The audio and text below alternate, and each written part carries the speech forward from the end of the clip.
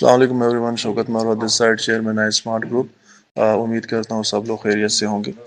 ये एक important voice note है रिफ़ंड पॉइंट ऑफ व्यू से। 2-3 दिन पहले मैंने किया था, लेकिन हमारे क्लाइंट्स की रिक्वेस्ट आई थी, कंप्लेंट आई थी कि आवाज़ ठीक नहीं थी। तो उनकी रिक्वेस्ट थी कि मैं दोबारा रिकॉर्ड कर लूँ, तो क्लैरिटी के लिए मैं ये वॉइस नोट दोबारा भेज रहा हूँ। अच्छा, इसमें हमारा जो कंसर्न है, जो सबसे पहली बात है वो ये कि हमने जो अनाउंस किया हुआ था कि कस्टमर्स जो है वो अपने ओरिजिनल डॉक्यूमेंट्स हमें भिजवा दें। ओरिजिनल डॉक्यूमेंट्स का बेसिकली रीज़न ये है कि फ़र्स्ट फेज़ में हम मांग रहे थे जो फ़ोटो कापीज़ हैं। फ़ोटो कापी से हमारा मकसद था कि हमारे कस्टमर्स का जो रिकॉर्ड है, जो डेटा है, वो हमारे पास आ जाए और हम अपने सिस्टम में उसको एंटर कर दें। वो प्रोसेस अल्हम्दुलिल्लाह हमने सक्सेसफुली कंप्लीट कर दिया है। मेजॉरिटी जो कस्टमर्स हैं उनको हमने पूरा रिकॉर्ड अपने पास सेव कर लिया है। अभी हमने प्रैक्टिकल वेरिफिकेशन के लिए जाना है। प्रैक्टिकल वेरिफिकेशन आपको पता है कि हम लोग सिर्फ ओरिजिनल डॉक्यूमेंट से कर सकते हैं, ओरिजिनल चेक से कर सकते हैं। और चूंकि हमने ओरिजिनल जो डिपॉजिट स्लिप है, या बेशक डिपॉजिट स्लिप की कॉपी भी है, हम उससे कंफर्म कर सकते हैं कंसर्न बैंक से भी, और उसके बाद आगे नैब से भी, कि कहीं कोई हमारा क्लेमेंट जो है अगर नैब में गया हुआ है, ताकि गलती से हम उसको रिफंड ना कर दें, क्योंकि नैब में जो चले गए हैं वो ऑलरेडी क्लियर है कि उनको नैब ही इंटरटेन करेगी। अभी इस चीज़ को आगे फॉलो करते हुए ये हमने इस स्टेप के ऊपर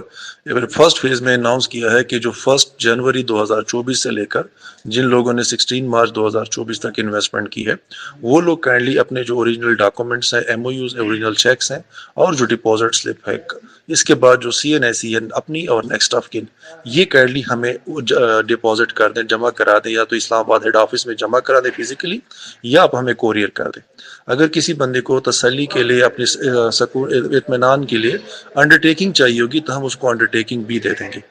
जो हमारे रूटीन कस्टमर्स हैं, वो सिर्फ और सिर्फ इस फेज में, इस अनाउंसमेंट में 1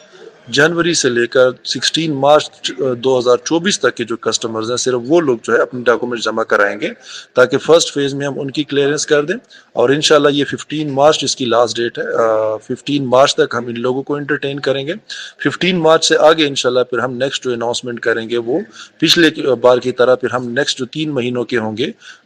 1 अक्टूबर से लेकर 31 दिसंबर 2023 तक, फिर हम उनके डॉक्यूमेंट्स जो है ना मंगवाएंगे, ओरिजिनल और जो बाकी चेक्स वगैरह है, और उनको हम वेरीफाई करेंगे। जहाँ तक हमारी बात आ जाती है प्रायोरिटी कस्टमर्स की, तो चूंकि हमने प्रायोरिटी कस्टमर्स के साथ, जो हमारे प्रायोरिटी कस्टमर्स हैं उनके साथ चूंकि फ्रॉम द बिगिनिंग हमारी कमिटमेंट है कि हम आपको प्रायोरिटी पे डील करेंगे, तो जो हमारे प्रायोरिटी कस्टमर्स हैं उनके ऊपर ये जो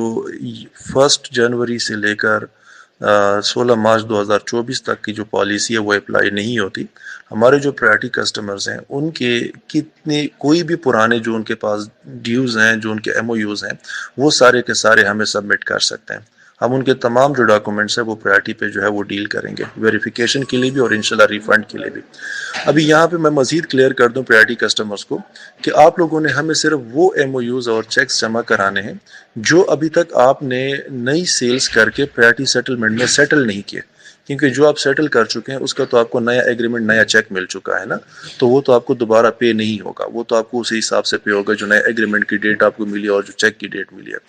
आपने हमें वो सारे डॉक्यूमेंट्स, एमओयू और चेक और डिपॉजिट स्लिप शेयर करनी है जो अनसेटल्ड अमाउंट है, जो नई सेल्स के अलावा जो सेटल नहीं हुई और जो पुरानी आपकी बचती है, वो सारी आप हमें सेंड कर दीजिएगा, या हमें आप सबमिट कर दीजिएगा, ताकि हम आपकी भी जो वेरिफिकेशन है कमिटमेंट के मुताबिक वो प्रायोरिटी पे हम करें, और प्रायोरिटी पे करके हम जो भी हमारा इंशाल्लाह रिफंड का जो ब्रैकेट बनेगा, हम उस हिसाब से उसको प्रोसीड कर लें। ब्रैकेट्स में भी वही जो हमारी कमिटमेंट थी, प्रायोरिटी कस्टमर्स को हम प्रायोरिटी पे डील करेंगे। यह मैं दोबारा क्लियर करना चाहता हूँ, चूंकि ऑलरेडी हमारी सेल्स चल रही है, लोग ऑलरेडी, जो जो बंदा सेल्स के अंदर आता जाता है और पुराना कस्टमर है, वो बगैर पूछे बगैर बताए हमारा प्रायोरिटी कस्टमर बन जाता है। तो आगे भी जो हमारे इस तरीके से नई सेल्स जारी और कस्टमर्स प्रायोरिटी कस्टमर्स बन रहे हैं, उनको हम इसी फार्मूले में ही डालते जाएंगे। तो यहाँ पे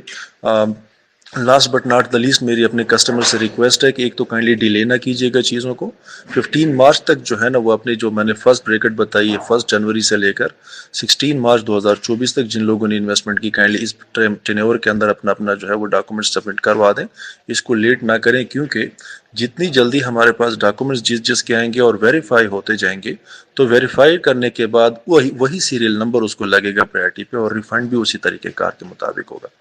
दूसरी बात यह कि यहाँ पे मेरी अपने तमाम कस्टमर से गुजारिश है जो बगैर किसी प्रोसीजर के एक प्रायोरिटी, एक जो है ना वो कोशिश करते हैं या रिक्वेस्ट करते हैं कि उनको प्रायोरिटी में डील किया जाए। अगर कोई बंदा प्रायोरिटी में डील ہونا چاہتا ہے اس کا ایک ہی طریقہ ہے کہ وہ ہمارا پریورٹی کسٹمر بن جائے، کیونکہ وہ ایک ایسا فارمولا ہے جو سب پہ اپلائی ہوتا ہے اور جس پہ میرے ہاتھ نہیں بندے ہوتے، اور وہ میں کسی کو بھی انٹرٹین کر سکتا ہوں۔ لیکن ادر دین دیٹ جو بھی ہم نے ریفنڈ کا پروسیجر کرنا ہوگا وہ سب کے اوپر ایکولی لاگو ہوگا، اور اس کے علاوہ چونکہ ہر کسی کی مجبوریاں ہوتی ہیں،